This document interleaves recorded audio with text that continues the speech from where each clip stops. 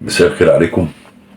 انا اولا شاكر لكم ان انتم اديتوا لي فرصه اشرب قهوه، واتمنى ان كل واحد من دارسي الاثار يجيب له فنجان قهوه ويجي، لان الموضوع هيطول، يسمع معايا فكره الاله في مصر القديمه. لازم بادئ ذي بدء نتكلم ونقول ان المصري القديم آه، يعني ارتبط بالارض الزراعيه وتامل الكون، أدرك إن هناك مخلوقات، يبقى بالطبيعي أكيد في خالق. الخالق لم يدركه هذا المصري بحواسه المادية، بمعنى أنه لا يستطيع أن يرى هذا الخالق، أن يسمعه، أن يلمسه، أن يتحدث معه، يعني بكل الوسائل. هو خالق خفي لا يستطيع الوصول إليه بالحواس، ولكن هناك دلائل على أن هناك خالق. فالمصري القديم شاف ان الخالق ده هو واحد. وطبعا ايه اللي خلاه يقول ان هو واحد؟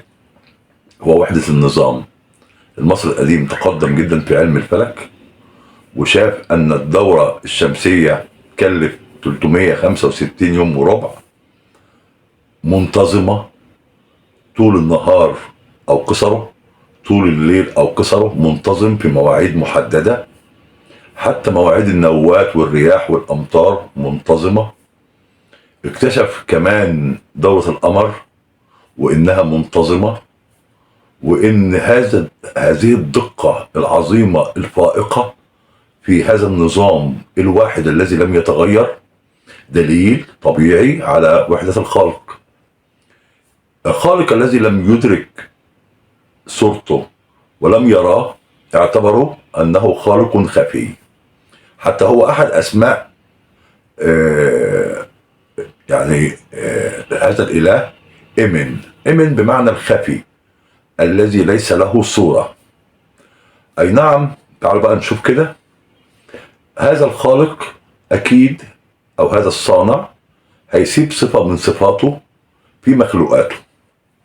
يعني هو أكيد بصير. فالمصريين قالوا إحنا هنقدس الصفة، بما إننا مش قادرين ندرك الخالق الخفي لا يدرك بالحواس، احنا هنقدس صفاته. يبقى هو إله واحد وصفات متعددة. بمعنى شافوا ان الصقر حاد البصر، يستطيع من قمة الجبل ان يرى الجرز الصغير وسط الاحراش، وبلحظة خاطفة يستطيع ان يتصيده. قوة هذه البصر تدل على ان الخالق ترك صفة من صفاته، وهي قوة البصر، لانه بصير. رأوا ان البومة تطير بالليل فقط، وانها لديها قوة سمع رهيبة، وبالتالي قدسوا فيها صفة من صفات الخالق وهي السمع. قدسوا الشمس، مش ليه؟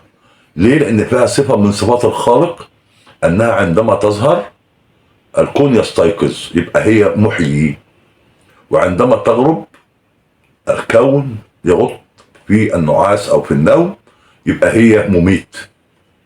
ووحدة النظام والدليل عليها الشمس، وحدة شروق الشمس وغروبه والسمت الشمسي يدل على أن هناك إله واحد. ولذلك بنجد في طول التاريخ المصري القديم دايما يشار للإله الأكبر والإله الواحد على الشمس. طيب هنا بقى بنقول هل تعددت الآلهة في مصر القديمة؟ نقدر نقول أنه إله واحد بصفات متعددة.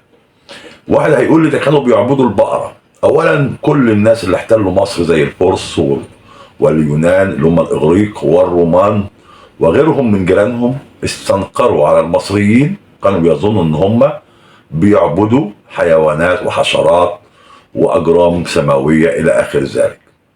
وكانوا بيمتازوا على المصريين، يقولوا ان احنا افضل منهم لان احنا بنعبد الهه لها صفات بشريه ولها هيئه بشريه. المصري هم طبعا ما فهموش العقيدة المصرية. المصري لم يعبد حيوانا، بدليل ان عندنا هو شاف ان البقرة رمز الرحمة، فيها صفة من صفات الخالق وهو الرحمة، ومع ذلك بنلاقيه على الجدران بيقود كل أعماله في الحقل، بينفذها له الثيران والأبقار. مش كده وبس، ويوجه إليها السياط، بل ويهينها بربطها، وبعد كده يصور لنا وهو بيقطعها وبيذبحها ويقطعها ويقدمها قرابين.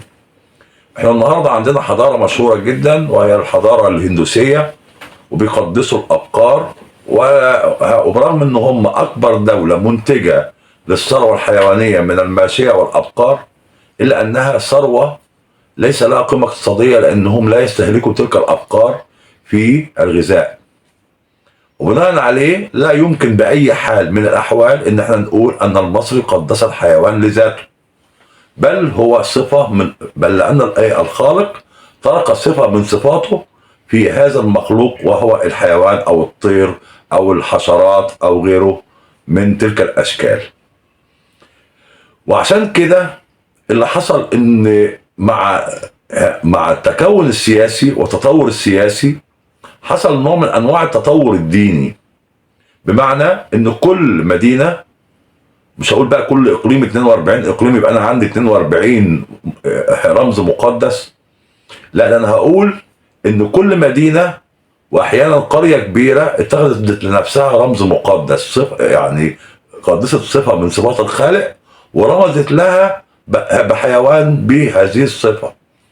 طيب هل نقدر نقول ان تعدد الاشكال دي هل هم الهه زي ما الاجانب او الاجنبي وصل لنا ده؟ لا طبعا. حتى هم مش اسمهم الهه، اسمهم يعني اسم هذا الشكل اللي هو بيحمل صفه من صفات الاله نتر، جمعها نترو. ونترو دي تشبه الارواح، تشبه زي ما في بعض الديانات السماويه الصالحين، تشبه يعني كائنات، كانت كائنات ديت يعني فيها صفه من صفات الخالق فقط لا غير، وليسوا زي ما هم ترجموا لنا جاد اند جادس. ده كلام مردود عليه، لان احنا نعرف ان عقيده التوحيد اللي قام بيها الملك امنحتب الرابع او المعروف باسم اخناتون هو لم يلغي تلك المقدسات. امال هو عمل ايه؟ هو قال ان انا يعني هاخد رمز من اقوى رمز يدل على وحدة النظام اللي هو الشمس، وهاخد صفة من صفات الشمس وهي الاتون. اتون ده على فكرة بتعني النورانية، بتعني القوة الفاعلة في الشمس، ودي كلمة قريبة من كلمة عربي وهي الأتون. الأتون بمعنى النار أو الفرن إلى آخر ذلك باللغة العربية. يبقى وقال إن أنا هرمز لده بإن في وحدة إله.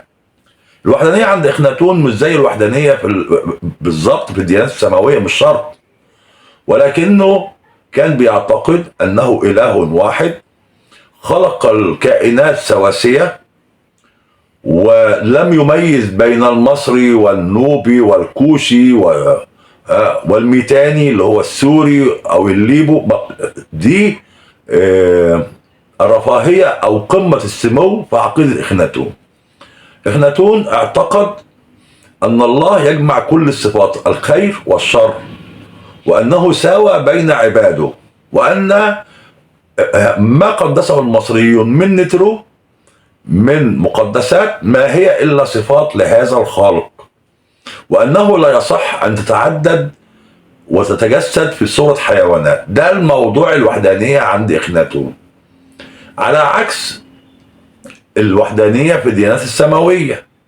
الديانة السماوية هو إله واحد ليس له شبيه وليس كمثله شيء، وأنه يعني ليس له صورة. ما هو احنا لما نيجي نشوف المصري القديم، لانه لم يدرك صورة الاله ولانه لم يحدد له صورة، أصبح في حيرة من أمره. هو إله واحد ولكنه صانع لأشياء متعددة. تلك المخلوقات المتعددة حملت كل منها صفة من صفاته فأصبح إله واحد له صفات متعددة. طبعا ناس كتير قوي هتبدأ تناقش الكلام اللي احنا قلناه ده، ومنتظر تفاعلاتكم وأسئلتكم عن الجزء اللي احنا قلناه. ونتمنى ان احنا يعني في المرات القادمة احنا بنتكلم على فكرة البعث والخلود عند المصريين القدماء، او احنا بنتكلم فكرة الحساب ومحكمة الآخرة، او احنا بنتكلم على مفهوم الجنة والنار عند المصري القديم. هنتظر اي موضوع انتوا هتطلبهم يكون هو يسبق التاني، وانتظر تفاعلاتكم وتساؤلكم بإذن الله.